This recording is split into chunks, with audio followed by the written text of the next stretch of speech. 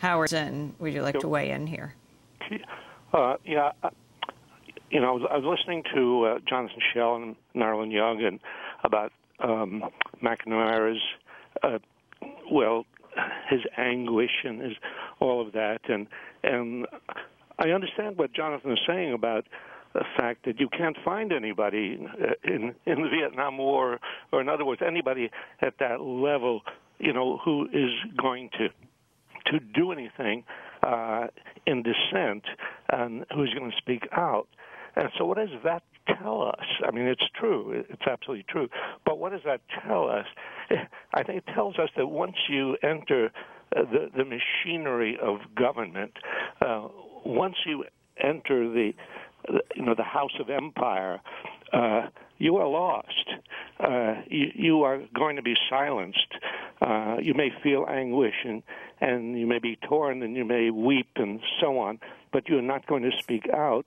And what lesson I think that is for us, well, for young people who may be thinking, as many young people do, I think I'll enter the government, I'll get in there and I'll make a difference. No, the people who made a difference are not the people inside the Pentagon. The people who made a difference were the people outside the Pentagon, the people who demonstrated against the Pentagon, the people in the streets, the movement.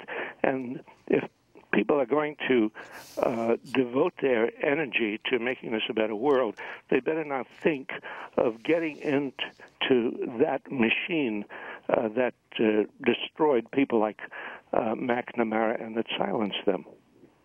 Jonathan Schell. You know, I just want to mention one person who was inside. I agree with what Howard Zinn has to say, and I think it's broadly true. But lest we think that all options are foreclosed once one enters into that killing machine, there is one name that should be mentioned, and that's Daniel Ellsberg, who went into full opposition at great risk to himself and persisted in a lifetime of indeed supporting the kind of public protests that Howard Zinn is rightly talking about as the real solution to problems like this.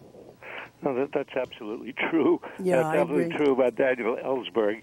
And who released the Pentagon Papers that Marilyn Young was just describing. What's that? Yes, and he worked on them as well. He was part of the team that put them together. In 1971, Howie we have 5 seconds. Dan Ellsberg. Oh, I'm sorry. Well, Ellsberg was part of that huge 1971 protest against the war, just to bring together Jonathan and Howard's comments. Well, I want to thank you all for being with us.